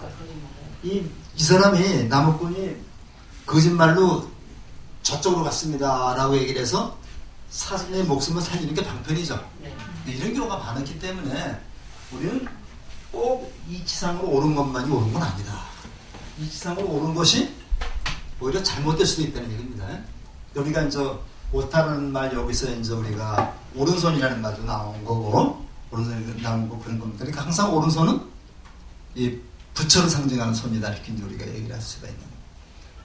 그래서 우리가 이제 이렇게 얘기를 해서, 그러니까 파정도는 중도를 보다 구체적으로 얘기한 것이 파정도다, 이렇게 볼 수 있어요. 그래서 뭐가 나옵니까? 정견이 나오죠. 가장 중요한 게 견해를 바로 갖는 거, 관점을 바르게 갖는 게 바로 중요하죠. 여기서부터 좀 이제 파정도가 나오는데, 요거를 얘기를 하니까 이제 수긍을 하는 겁니다. 수긍을 하고 옳다고 그러니까 이제 본격적으로 뭘 얘기를 하는 겁니다. 사성제라고 하는 거예요. 사성제라고 하는 것은요, 고진멸다라고 하는 것은 뭐냐면 불교의 사상을, 가장 핵심적인 사상을 요약해서 말하는 게 바로 그 고진멸도입니다. 사성제인데, 우리가 보통 말하다시피 고진멸도라고 이렇게 얘기를 해요. 고진멸도라고 이렇게 얘기를 하는데, 우리 동양적인 사고방식은 기승전결이죠. 그죠? 우리 동양적인 그랬을 때나 뭐 할 때 기승전결이라는 결론이 맨 뒤에 옵니다. 맨 뒤에 오는데, 인도의 아까 김 교수님 말씀하셨지만, 인도의 논리법은 고진멸도와 같이 여기가 가장 핵심이 되는 겁니다. 그래서 우리가 보면 기승전결 이렇게 되는 거죠. 이렇게 되기 때문에 먼저 요거를 얘기해 놓고서 요걸 차근차근히 얘기하는 게 고진멸도라고 하는 사성제인데, 고라는 거는 뭐예요? 온 세상, 누리가 괴로움 속에 있다는 것을 갖다 얘기하는 게 고죠. 그래서 아까 4고 얘기를 해서 책노병사에다가 이제 에벨리고 뭐 이렇게 쭉 얘기를 했었잖아요. 그래서 이제 우리가 고진멸도 8고가 되고, 요거를 고치기 위해서 어떻게 해야 돼요? 그 원인을 알아야 되는 거죠. 그래서 그 원인을 아는 것이 이제 원인을 알고 나서 이거는 나을 수 있다, 극복할 수 있다고 감정적으로 말하는 게 별이고요. 그 다음에 그 방법을 제시하는 게 이제 요 파정도가 되겠습니다. 그런데 이제 우리 성철 스님이 쓰신, 성철 스님 101번문이라는 책이 있어요. 그러니까 이제 글쎄 모르겠습니다. 가서 성철 스님이 해인사에서 스님들을 교육시키려고 100일 동안 그 법문서란 거를 갖다가 이렇게 요약해 놓은 게 이제 101번문이라는 책인데, 여기는 부처님의 생애부터 시작을 해서 소승, 대승, 법화사상, 화엄사상, 서상 다 나옵니다. 다 나와서, 원래 2권으로 편집이 됐었는데 요즘에 3권으로 편집이 돼가지고 다시 나왔더라고요. 근데 이제 그 책을 보면은 성철 스님은 판정도가 깨달음에 가는 수단이 아니라 판정도 자체를 깨달음이라고 봐도 무방하다, 이렇게 얘기해요. 그러니까 그만큼 판정도가 중요하다는 얘기죠. 깨달음에 가는 길을 말한 것이 아니라 판정도 자체가 깨달음이라고도 할 수 있다. 이렇게 얘기를 해주고 있어요. 그래서 우리가 이제 요 파정도 하면서 많이 공부를 하고, 초기 불교에서 부파 불교까지는요, 팔정도가 모든 불자들의 행동 지침이 됩니다. 행동 지침이 되는데, 요게 이제 그 대승불교 쪽에 오면서 요거를 또 확장시킨 게 육바라밀입니다. 그래서 파정도를 더 확장시키고 더 구체적으로 말한 게 육바라밀입니다. 6가지밖에 안 되지만은 거기에 보시에는 또 몇 가지가 포함되어 있고, 그래서 그 다음에 화엄경에서는 여기다가 4개 더부터 10바라밀을 얘기를 해주고 있어요. 그래서 우리가 이제 계속 불교 공부를 해가면서 파정도에서 6바라밀, 10바라밀 이렇게 쭉 얘기를 하면서 교리가 발전하고, 요거는 또 요 고집, 요거는 이제 그 집을 원인을 찾아가는 거고, 요거는 이제 깨달음에 이르는 길인데, 요 고통의 원인을 찾아가는 과정을 이렇게 그 12연기로 다 쭉 설명을 했죠. 그 노사라는 거는 뭐 어디서 생기고 쭉해서 그 원인을 찾아가는 거를 이게 유전연기라고 얘기를 하고요. 그 다음에 무명이 없어지면 행이 없고, 행이 없으면 식이 없고, 그래서 요거를 갖다가 멸하는 방법을 얘기해 준 것이 환멸연기입니다. 요거하고 12연기가 또 연결이 돼요. 그래서 우리가 사성제 계속 이제 우리가 불교 교육 시간에 얘기 나올 수 있겠습니다만, 사성제하고 12연기 3법인은 항상 짝을 지어서 다닙니다. 그래서 요것이 그 불교 그 교리 중에서 그냥 핵심적인 교리인데, 고진멸도가 뭐라고 이제 개략적인 것만 좀 알아두시고, 아마 우리 이 불교 개설이나 뭐 저 가을에 또 하는 거기에서 또 보다 더 구체적으로 얘기를 하게 될 겁니다. 그런데 요거를 설명하는데 그냥 간단히 한 번만 말한 게 아니라, 거기 교재 나오면 3전 12행상이라고 나와요. 행상에 나와서 그 유인물을 잠깐 좀 보시면요, 거기에 이제 사제, 시견, 시전, 서전, 권전, 증전 쭉 나오는데 한번 좀 어렵습니다. 한번 읽어보시면 되겠고요. 그 넷째 절에 보면 이것은 고이다, 이것은 고의 원인이다, 이것은 고의 소멸이다, 이것은 고의 소멸에 이르는 길이다. 이게 지금 한번 얘기를 한 거죠. 이것을 다시, 이거는 이제 시전, 보여주는 거라고 그래요. 보여주고, 이거를 다시 또 해가지고, 이렇게 3번에 걸쳐서 다시 얘기를 합니다. 그래서 사성제를 3번에 걸쳐서 이제 이렇게 구체적으로 이렇게 설하기 때문에 3, 4, 12, 12가 되죠. 그래서 그걸 3전 12상이라고 그래요.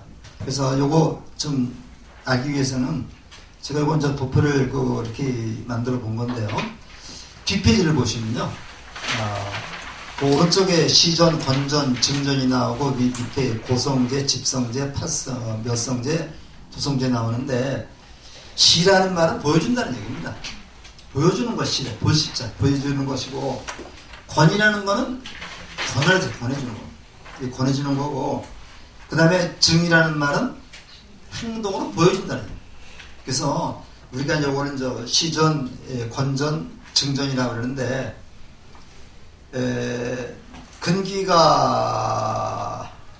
근기가 아주 낮은 사람한테는 시전, 보여주는 거고요. 근기가 중간 근기 사람한테는 이거를 권하는 거고, 근기가 높은 사람한테는 행동으로 보여주면 스스로 깨쳐 알게끔 하는 겁니다. 그래서 요게 이제 계속 교재에 나오고 있습니다만은, 괴로움의 거룩한 진리는 오온과 5가지 감역에 의한 것이다. 이렇게 해서 실제로 다 밥을 만들어서 먹여줄 정도라 되는 게 바로 시전입니다. 이렇게 하지만 근기가 낮은 사람은 이렇게 깨달았었다는 거죠. 그 다음에 괴로움의 발생의 거룩한 진리는 가래. 이 가래라는 게 이제 우리가 요 가래라는 게 갈증이라는 게 목마른 사람이 물을 찾듯이 집착이 집착.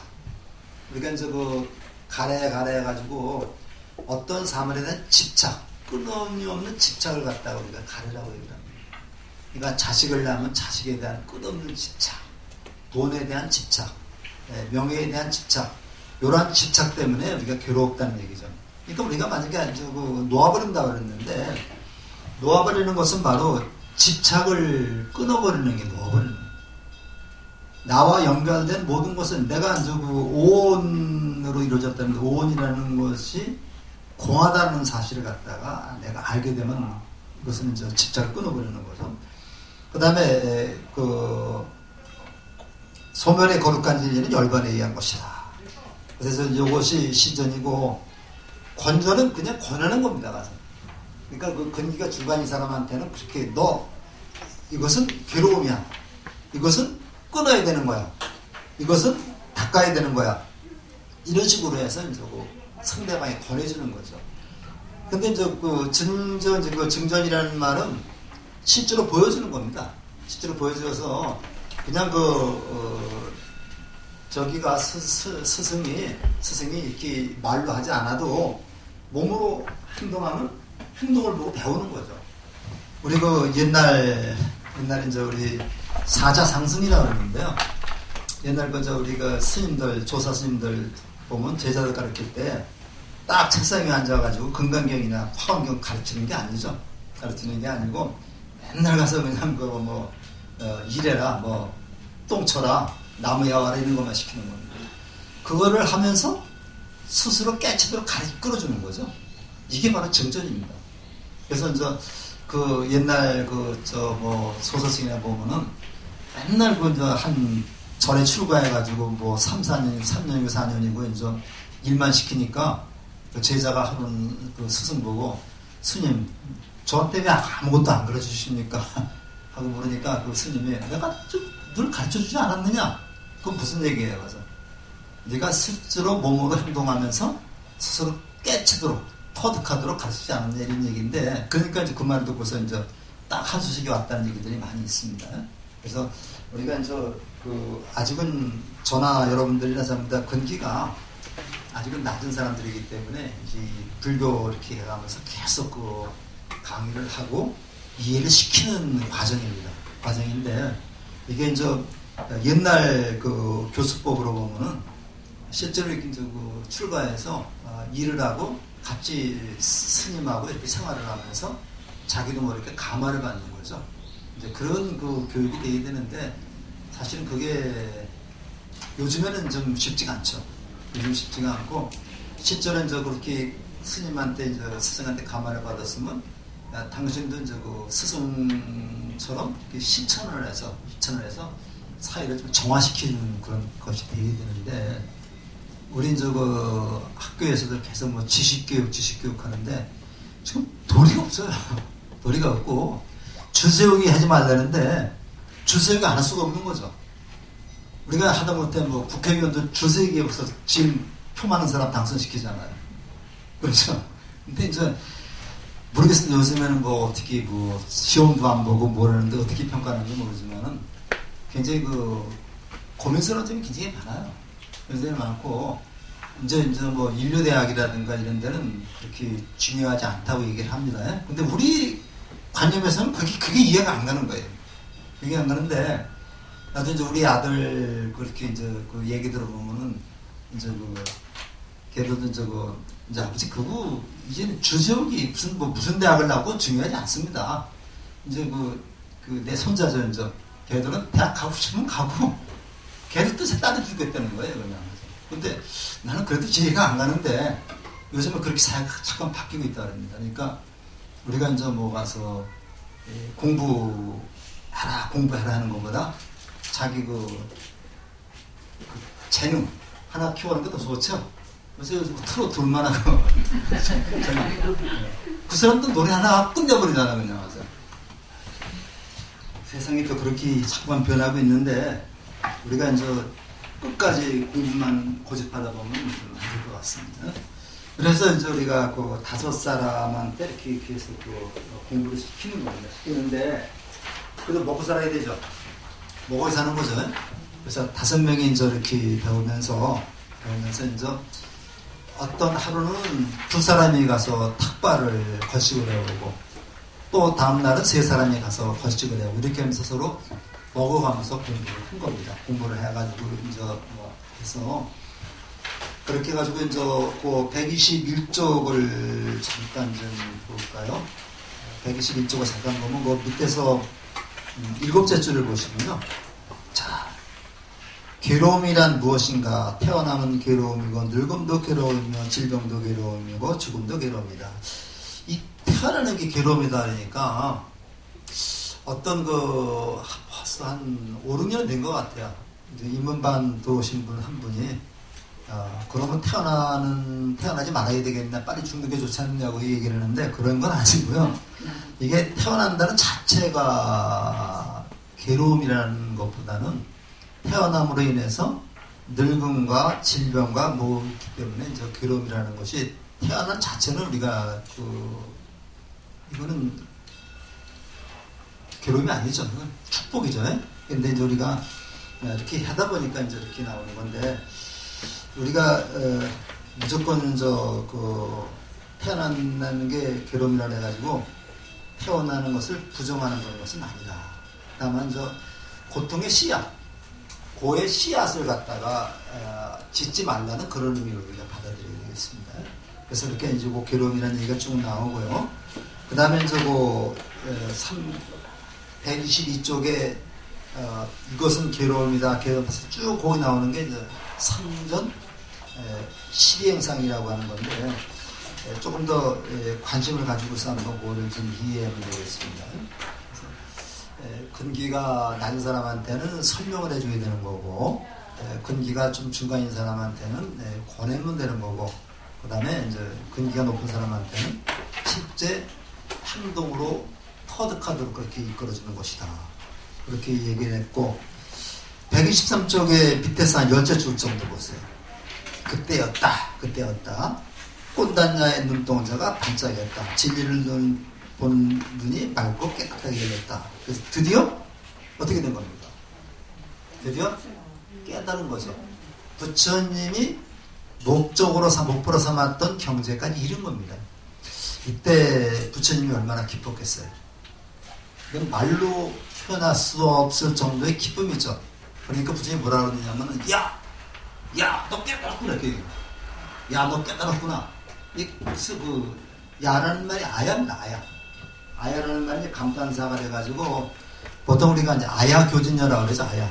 그래서 너 정말 깨달았구나. 그런 얘기가 되겠습니다. 그러니까 이제 또 다른 제자가 부처가 생겼기 때문에 아라한이 생겼기 때문에 맨 120점쪽에 맨 밑에 줄 대지가 진동하고 끝없이 광명이 비쳤다. 이런 얘기들이 이제 많이 나와요. 많이 나오는데 법화경이나 이제 화경이 많이 나옵니다. 부처님이 깨달은 설법을 증명하실 때 또는 뭐 할 때 대지가 6번 흔들렸다, 지진이 났다 얘기를 하는데 이건 대지가 땅이 진짜 지진이 난 건 아니고요. 몸이 부르르 떨리는 겁니다. 그래서 육신, 육군이라 그러죠. 아니 비서신의 육군이 부르르 떨렸기 때문에 그것을 표현하는 대지가 떨렸다. 그러니까 그만큼 부처님이 아주 큰 기쁨을 맞이했다. 이런 얘기가 되겠고요. 그래서 이제 6명이 다 깨닫게 되는데 125쪽에 셋째 줄 보면요. 마지막으로 이제 마하나마와 아싸지마저 깨달아서 5명이 다 깨달음을 얻게 되는데 이 중에서 아싸지라고 하는 제자가 있습니다.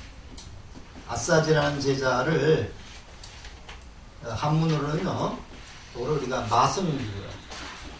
마승비구라 그러는데 아싸지라는 그 비구는 꼭 좀 기억해야 될 분인데 이 아싸지가 누구를 불문에 들어오게 하냐면 사리부라고 목건년을 갖다가 목건년을 부처님의 제자로 만드는데 1등 공신을 합니다. 하루는 아싸지가 이렇게 길을 가고 있는데 이 걸음걸이가 예사 사람이 아니거든요. 그래서 사리불이 아싸지를 따라가서 당신 누구의 제자입니까? 그러니까 나는 부처라는 따랐다 부처의 제자다. 고타마 제자다 얘기를 하니까 그분의 가르침을 한마디만 말해 주십시오 하니까 다른 모르고 인연 얘기를 한번 해주니까 사리불이 딱 깨닫고 자기 친구와 함께 200명의 제자, 이 사람들의 제자가 있습니다. 200명의 제자를 갖다 이루고서 부처님에게 귀하게 되는 거죠. 이건 뒤에 나오는데, 이 사리불하고 못 건너는 부처님보다 나이가 많습니다. 나이가 많은데 부처님의 수제자라고 그래요. 상수제자라고 해가지고, 부처님이 설법을 하는데 사리불하고 못 건너니 아마 없었다면 굉장히 어려움이 많았을 거예요. 근데 못 건너의 어머니는 또 조금 좀 나쁜 짓을 많이 했던 거예요.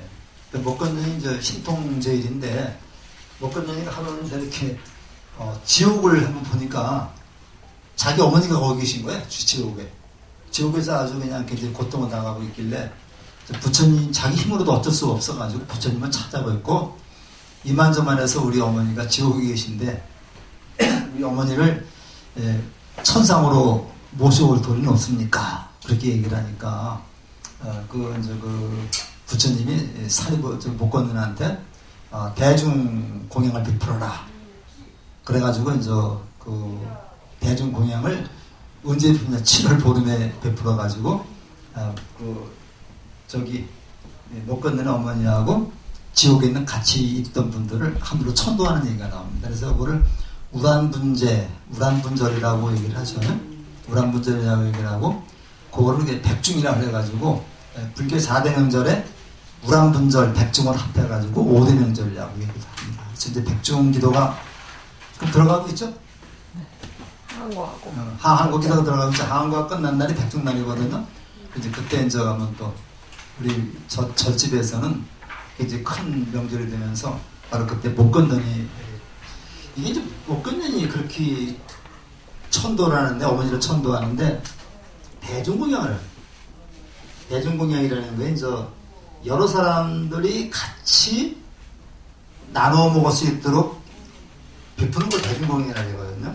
근데 이 때문에 한 사람이 먹는 것보다 여러 사람이 같이 먹을 수 있도록 베푸는 공양이 엄청 큰 공덕이 크다는 거죠.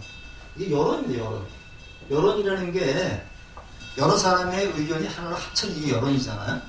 그러니까 여론이 저 집 망한다, 장한다, 망해요. 저 집은 참 자식들 잘 될 거다, 잘 되거든요. 그래서 우리가 항상 그렇게 칭찬을 할 때, 상대방을 칭찬할 때 항상 잘 되라고, 항상 출세하라고, 항상 부자 되라고 그렇게 얘기하면 같이 부자가 될 수가 있습니다.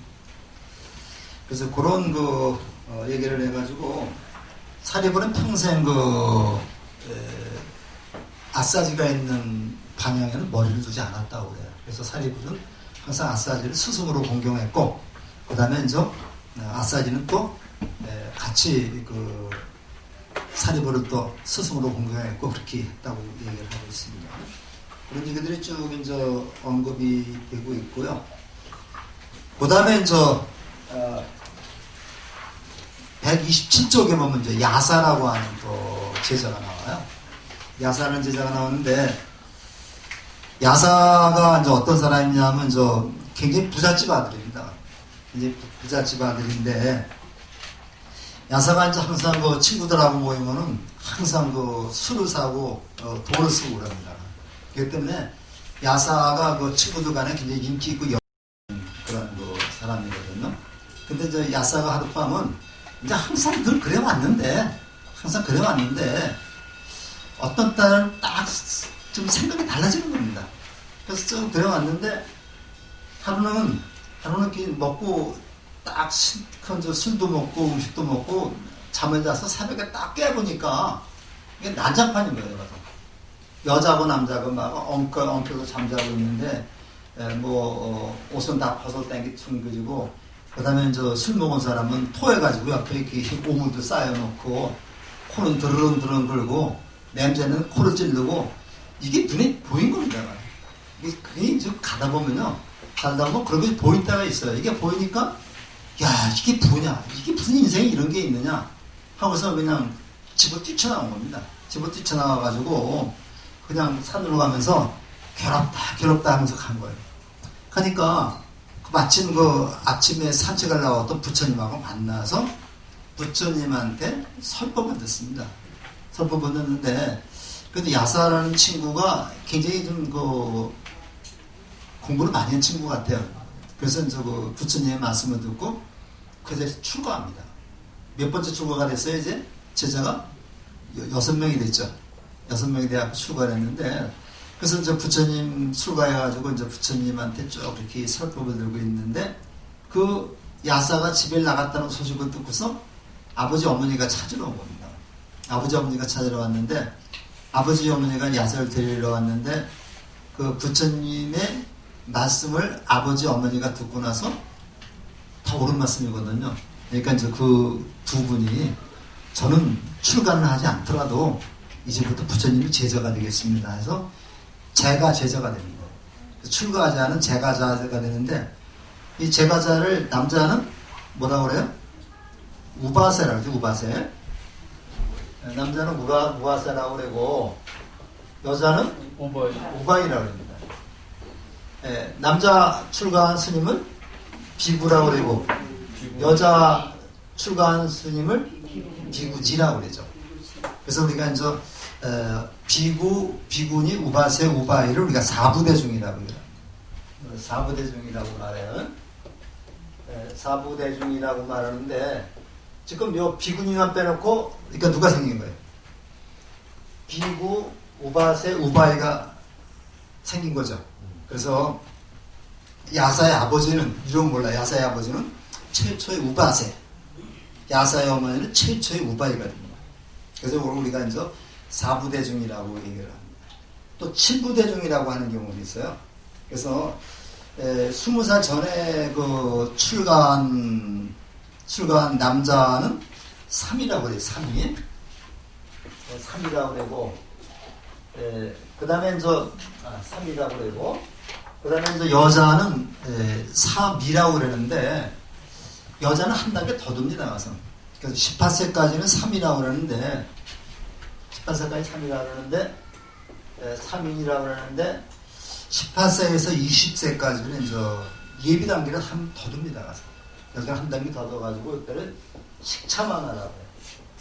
식차만화라고 해가지고, 요거는 저 20세가 되기 전에 계를, 구족교랍니다. 계를 받기 전에 어린 스님을 3이라고 얘기를 합니다. 우리 그 예불 같은 거 보면 여기 그 갈색 천으로 여기다가 이렇게 덧댄 사람이 있죠. 여기 이제 3입니다. 3인입니다. 요걸 떼버려야지만 이제 구속계를 받고 스님이 되는 거예요. 그래서 요까지 포함해서 우리가 7부대중이라고 얘기를 해요. 7부대중 또는 4부대중이라고 말할 때 이렇게 얘기를 하는데, 아직 요거는 더 있어야 됩니다. 마파자 파티라고 하는 부처님 이모가 출가를 하게 되면 비구니까지 다 만들어지는 거죠. 그렇게 돼서 이제 했는데, 조금 있다가 또 누가 오느냐면요, 부처님의 그 3위의 그 야사의 친구들이 또 옵니다. 야사의 친구들이 한 50명 또 와요. 와가지고 이제 부처님의 설법을 듣고 나서 그 대장이 야사인데, 야사가 출가했으니까 다 같이 집단으로 출가해버립니다. 그래가지고 이제는 부처님의 제자가 뭐 61명인가 뭔가 그렇게 된다고 그랬어요. 그러니까 이제 5명 비구, 5비구에다가 야사와 그 친구들까지 해서 아마 60여 명의 이제 그 제자들이 생기게 되는 거죠. 이래서 이제 정식 교단이 만들어지니까 부처님이 뭐라고 그러느냐면요, 그다음부터 이제 전도선언이라고 해가지고 포교를 위해서 떠나라고 그래요. 떠나는데, 우리가 이제 전도선언 또는 전법선언이라고 얘기를 하죠. 그래서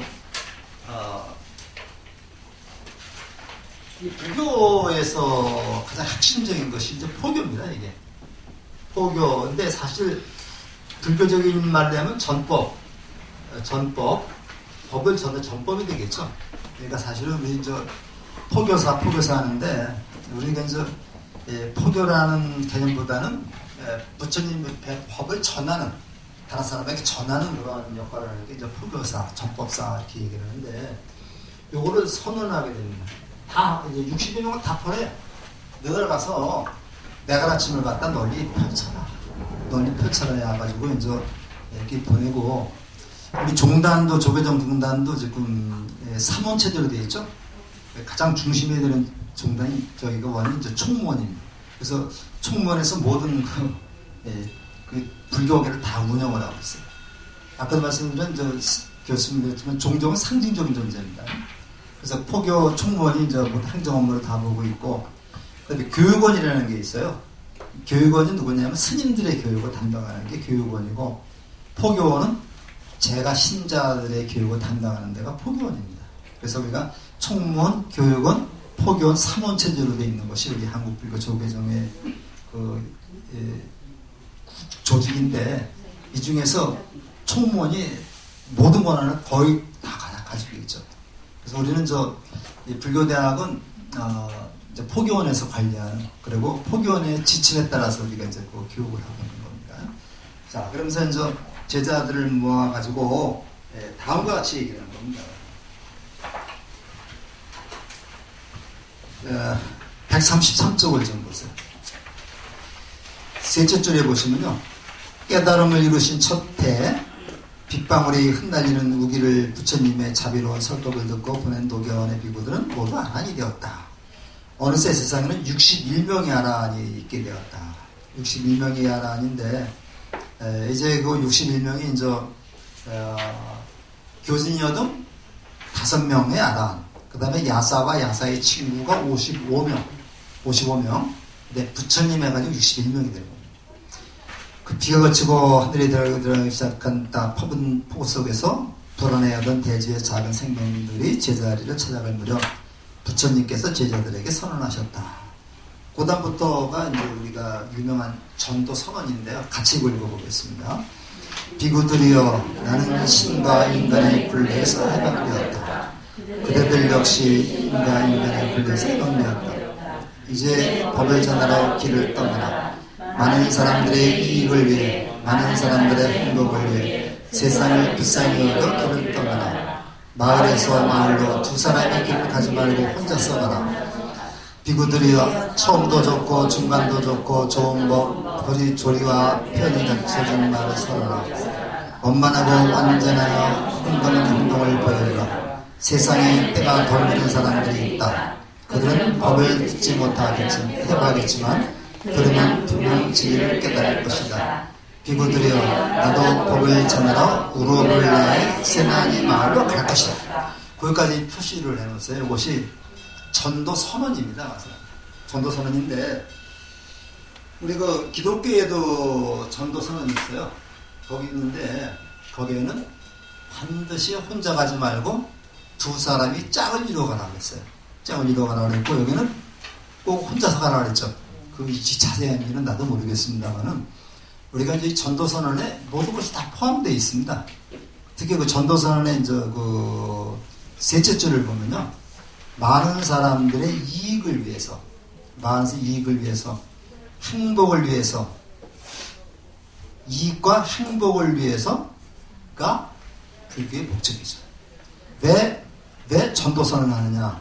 많은 사람들의 행복과 이익을 위해서 하는 것이다. 이렇게 우리가 생각을 해볼 수 있고요. 그래서 전도선언을 우리가 좀 잘 눈여겨보면서, 이제는 불교가 세계적인 종교를 출발하는 첫 걸음이 여기서 시작되는 것이라고 볼 수 있어요. 그 다음 페이지를 보세요. 그러면 가서 어떻게 해야 되느냐? 무조건 다 이렇게 아무나 받아들이는 것이 아니라 약간의 의식이 있다. 그래서 134쪽의 네 번째 줄을 보면요, 저 아무개는 거룩한 부처님께 귀의합니다. 거룩한 법에 귀의합니다. 거룩한 승가에 귀의합니다. 이제 열애가 계신 곳에서 출가해 열애 은공 정동각을 제가 받들어 모시고자 합니다. 이게 바로 뭐예요? 삼귀이죠.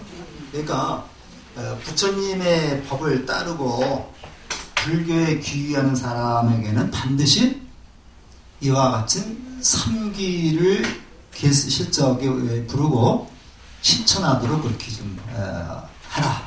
요 삼귀가, 그러니까 삼귀라는 것은 바로 불교에 들어오는 사람, 불문에 들어오는 사람이 꼭 지켜야 될 기본 원칙이 되겠다. 이게 바로 입학시험입니다. 그래서 이제 이거를 하게 되면은 바로 누구나 다 부자가 될 수 있다. 그래서 여러분들도 이제 아침 그 시작할 때마다 이제 거룩한 부처님께 귀의합니다. 거룩한 가르침에 귀의합니다. 거룩한 스님들께 귀의합니다. 이렇게 이제 3귀의를 하고 있습니다. 우리는 저는 스님을 승가로 바꿨습니다만은. 근데 요거 좀 더 거룩한이라는 말보다는 그 법정 스님이 그 하신 그 말씀이 그 아주 더 현시감이 있다고 해요. 그래서 법정 스님은 저거 3귀의를 거룩한 스님 부처님께 귀의합니다. 그 다음에 위없는 가르침에 귀의합니다. 그 다음에 원만한 순간인가 그렇게 해서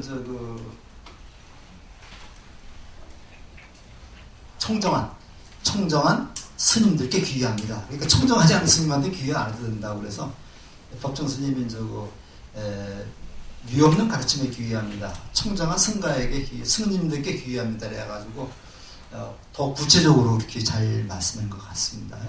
그래서 우리가 한번으로 하면 기입을 양족존이라고 해가지고 양족이라는 말이 복덕과 지혜 또는 복덕과 자비 이렇게 얘기를 하거든요. 그래서 항상 우리가 그 삼귀의라고 하는 것이 부처님한테 귀의하는 의식이다 그렇게 생각을 하시고 항상 삼보를 공경하고 받드는 그런 자세가 필요하지 않을까 생각이 됩니다. 그래서 이렇게 지금 50분인데 끝내겠습니다. 질문 혹시 있으세요? 없죠? 그럼 끝내시고